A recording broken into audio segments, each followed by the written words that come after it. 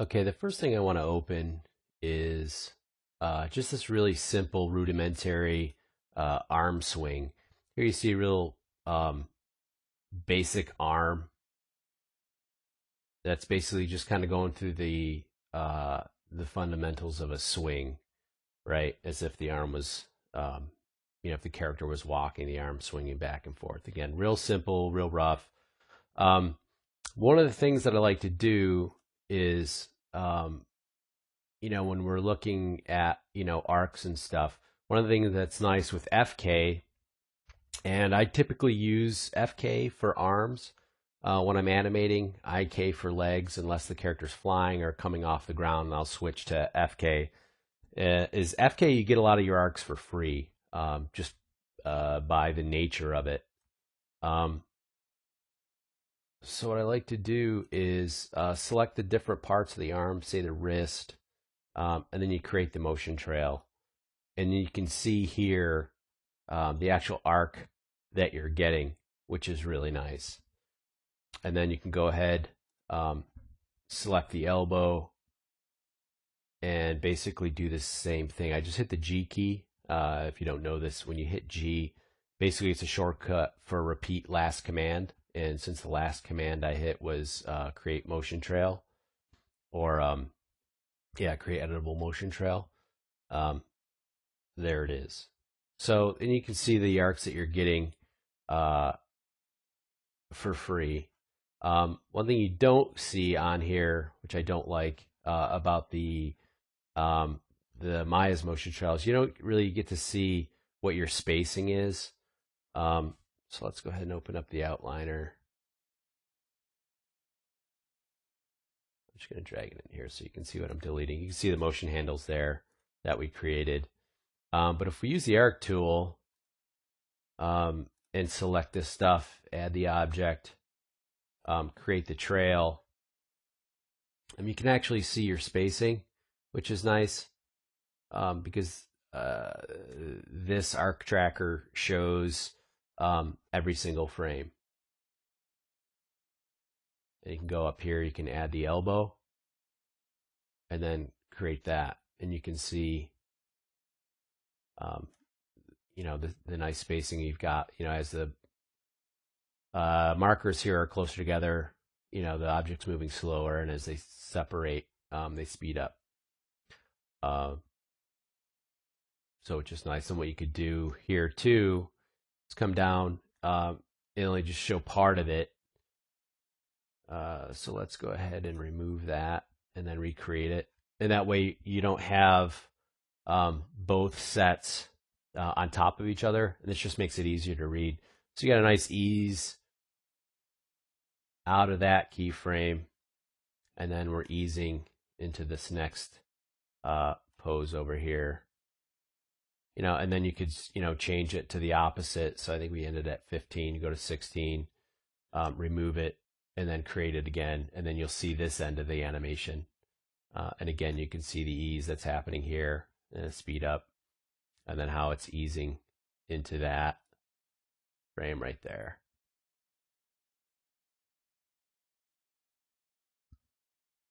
Again, so I just wanted to cover that really quick, and now we're going to jump into this walk.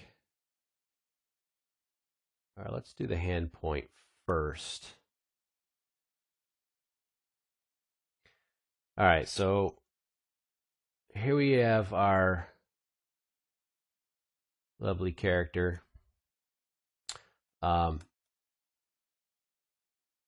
he's doing a hand point, right? So say you're animating with, you prefer to animate with IK. So he's doing this hand point here.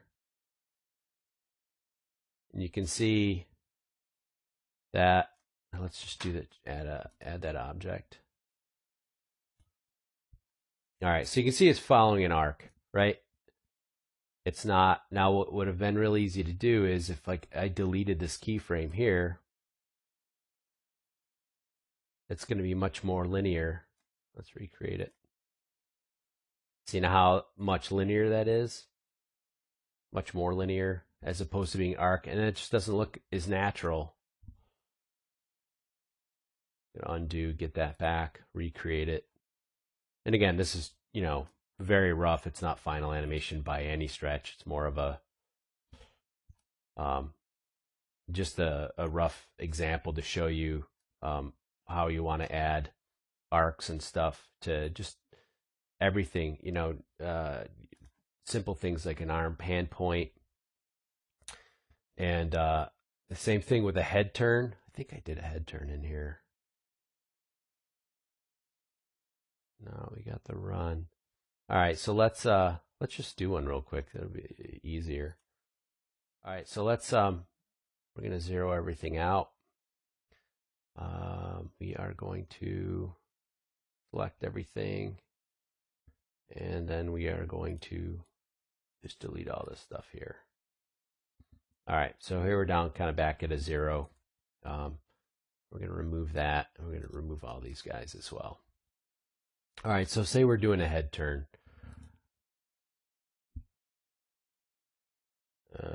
Over 12 frames. Turns his head that way. All right, we've got his neck and his head. I usually like to select both of them at the same time. So you're getting animation on all controls. You don't, when you move your body, even like on a head turn, your head, your neck, everything's twisting. Even your torso and chest will move a little bit as well. So just slightly. So it supports that movement, right? And that's what separates, stiff animation from more realistic animation. So now I added this tracker on his nose, right? So we can track his nose. Let's go to the add object. And so you can see, here, let's just go back to frame 12 here so it's not quite so many frames. Drag that to about there. All right, so you can see it's pretty linear. There's a slight arc in there. But typically what we want to do is you want to add just a real subtle dip when you're doing a head turn. Again, this just makes it a little bit more natural feeling. You can see you're just kind of punching up that arc that we're getting in there. And you can it just feels less computery when you add, just add a little hold at the end there when you're doing it. And then we'd probably want to, let's see here. We'd want to add, some flat tangents here. So it's kind of easing into the head turn. I don't have the tangents weighted. I need to change that. I like to use weighted tangents. And then as it stops, we're going to want that. Oh, so I did add these. Okay. So that was for the neck. We want to do the same thing for the head. Flatten these out. So it starts off slowly and it picks up speed, and then it slows into that turn position. And we'd want to do the same thing for, the torso attributes that we selected for the turn as well. So you're going to get, like I said, a little bit more natural feeling to that. Again, that's real rough, but just as an example, to show you, every little movement you make, something you always want to keep in mind is your arcs, and tracking objects, adding locators to track certain points helps. So you could go in here and track the elbow. Again, I added this locator to the nose to track it because there's nothing, you can't really track the nose. You can track the head, but because it's kind of moving around itself, you're not going to get a good indication. So let me just kind of go and show you how I added that locator. I'm going to remove that, remove this. I will delete that locator and we'll re-add it. So we're going to go in here, we're going to create a locator, and we are going to kind of move it up here. We're going to position it, to the tip of the nose. You can, if you hold down the C button, or actually V key, see how this little magnet turns on? It turns on point snapping. And then you can actually snap it to part of the geometry, and that looks pretty good. So then what we're going to do is you can either use the controller as the parent or select the joint. I typically like to select the joint. You create a locator. We're going to move that up towards the nose. And then turn on my textures here. If you hit the V key, it turns on this point snapping right here. And then we can actually snap it to the mesh, actual vertice on the mesh. And then parent, child. We have to turn on that in order to get the locator. Let's open up our outliner. So when we hit parent those two, make sure that goes where it needs to. So we hit P for parent. All right, undo. So now I have to select, I think it's child first, then the parent, and then P, and you can see that it disappeared. We go into here, display reveal selected, and the locator is now parented under the head. So now when we do the head turn, you can see that that locator is now attached to the nose. And then we can go ahead, select that locator, and track it. We could probably scale it too, because it's a little large. And then you go ahead and you can, run your tracking either with this guy or with animation. Create motion trail. And you can see those both there. All right. So now we're going to go to the walk.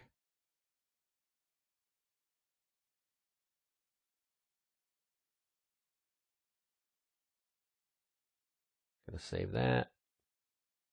Okay, so here you have walk, where we have some,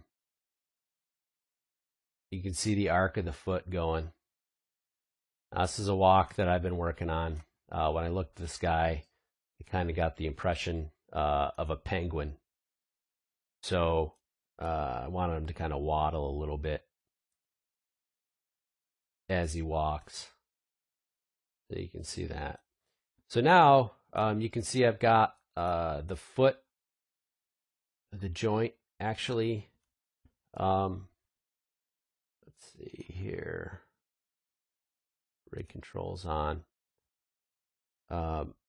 I believe it's the joint. Let's go back to Arc Tracker. Okay, so it wasn't loaded. So let me just go ahead and move everything, remove, and we're going to select on the joint of the skeleton. And because there's two skeletons in this game rig, I like to make sure I'm selecting the right one. Because sometimes you can see here, this one is moving off the mesh. So I don't want to use that one. So I want to make sure I'm getting the right joint. Then we can go back to Arc Tracker and add that, and then create. And we can go back to our textures. And now we can see, the path that it's following.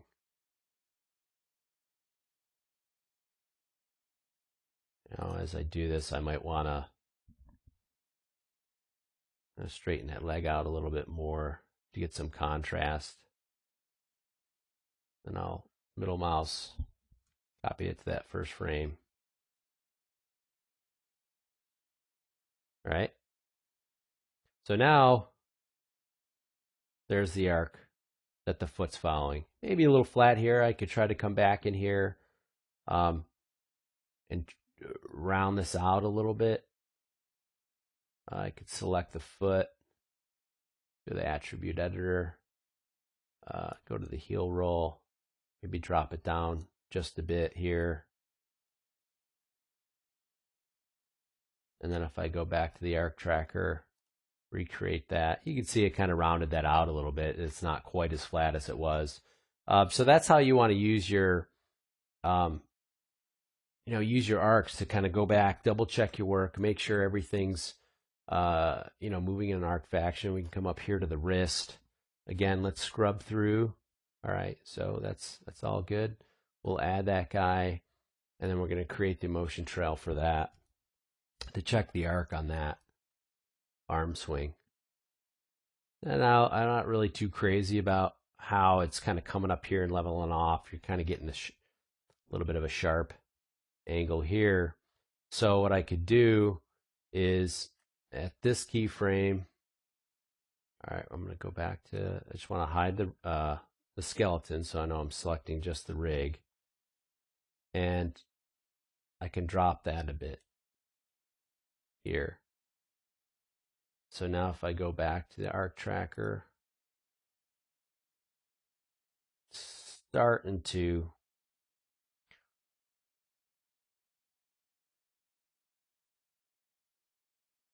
round this out a little bit. Maybe I want to really drop it, and then what we're going to do up here is we're going to bring this forward a little bit more. We'll recreate it. So you can see how that's starting to, round out a little bit more.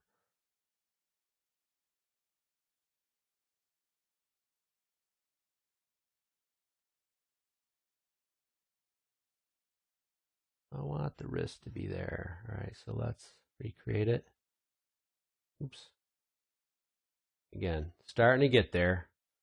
Sometimes what I like to do is back to this, switch to IK, and then actually literally pose it exactly where I want it, and then switch back. So that way, it's just a quicker way of getting, whatever it is you're moving to the place you want it to be. And you can see again, it's starting to round out that spot there.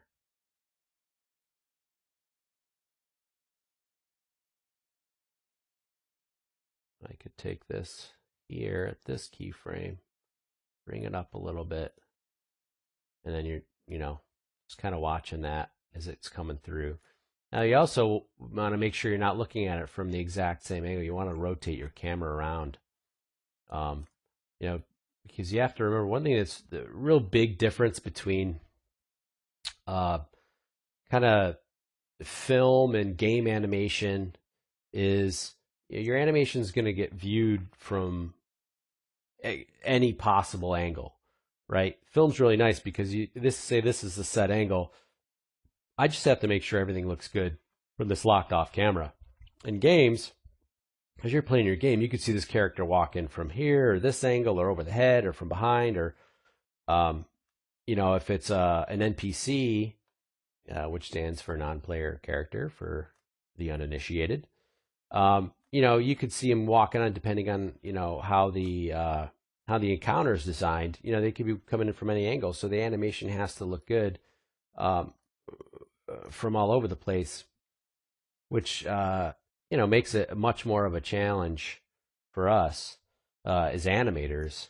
And sometimes it's a drawback because you really can't make an animation sing from one angle. It has to look good from every angle. So a lot of times you have to make sacrifices for that. So now I don't want it to be quite so wide here. I want it to start coming wide from this angle. I'm going to grab that shoulder and start to bring it out a little bit here. And then from here, I'm going to start to bring it in a little bit. Now let's recreate that. And again, it kind of softens that. You can see the arc is starting to feel a little bit smoother from all around.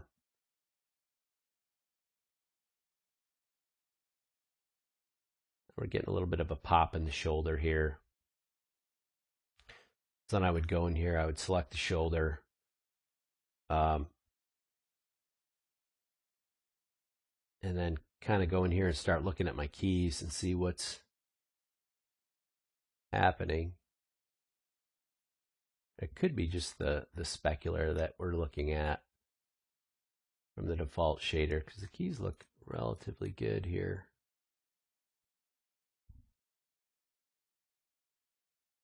You can see this is happening. Let's see what angle we're talking about. It looks like Y rotation. And you get a big speed up here, and it's also rotating on X as well pretty quickly. I think this is what we're seeing, going from this rotation down and then to up. What I might do is take this rotation, kind of soften it a little bit as it goes into that last, maybe overshoot this just a bit. Now, typically I don't like to use, if I'm doing film stuff, the overshoot, I would like to put a key there. That way I have absolute control over it. A lot of times in games, it's really about efficiency and making things move quickly.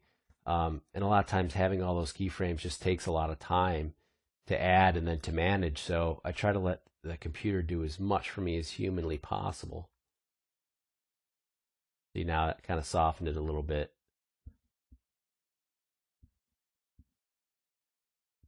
And again, part of it I think is it's just the specular and the mesh popping a little bit. But again, the hand looks, a lot better now as it's following that arc. All right, so hopefully, that kind of clarifies what arcs are and, how you want to work with them in your animation. So we'll be moving on.